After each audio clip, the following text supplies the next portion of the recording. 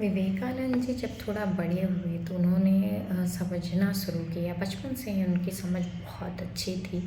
उन्होंने जब ये सुना कि हमारी जो धरती है वो महात्मा बुद्ध की धरती है, महावीर की धरती है, और अंग्रेज़ों ने किस तरीके से हमारे यहाँ शोषण कर रखा है, भारतीयों पर किस तरीके से अत्याचार कर रहे हैं, किस तरीके से चीज़ें चल रही हैं। 1857 की क्रांति में कितने लोगों ने अपना खून बहाया है, कितनी मुश्किलें आई हैं, और भारत की स्थिति बहुत ज़्यादा दयनीय है।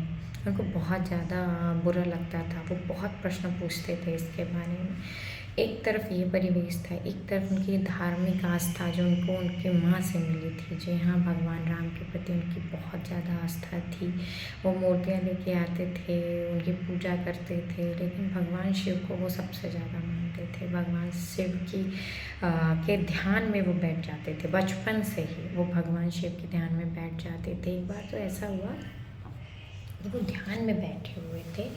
ध्यान में बैठे बैठे अचानक से वो बहुत ज़्यादा ध्यान मग्न हो गए। उनको ये समझ में नहीं आया कि मेरे आसपास क्या हो रहा है। वो ध्यान में बैठे हुए थे, अचानक से बहुत बड़ा सांप आया, नाग आया और वहाँ पे आके बैठ गया। अब बैठ गया, उनके दोस्तों ने देखा कि वहाँ पे बहुत भारी, बहुत जहरीला काला नाग बैठा हुआ है, तो वो दौड़ गए। सब जगह हल्ला होने लगा कि वो आज काट लेगा तो इसका प्राण नहीं बचेगा। पर वो इतने ज़्यादा ध्यान मग्न थे, उनको पता ही नहीं चल रहा था कि उनके अगल बगल कुछ हो रहा है। उनकी माँ, उनके पिताजी, हर कोई परेशान हो गया कि अगर ज़रा भी हिले डुले तो वो उन पर हमला कर देगा और उनकी जान को खतरा हो सकता है। ये सारी चीज़ें चल रही थी, और चलते चलते अचानक से क्या हुआ कि वो नाग अचानक से थोड़ी देर बाद इधर उधर घूमा और वो चला गया। वो अचानक से गायब हो गया, कहीं छुप गया। वो थोड़ी देर बाद ध्यान से उठे और उन्होंने देखा कि इतनी भीड़ क्यों है आसपास। तो उन्होंने कहा, बेटा तूने, उनकी माँ आई, उनको गले से लगा लिया और उन्होंने कहा, बेटा बहुत अच्छा किया तुमने कि तुम हिले डुले नहीं, ये हमला कर देता तुम पे और फिर क्या होता। तो उन्होंने कहा, कौन?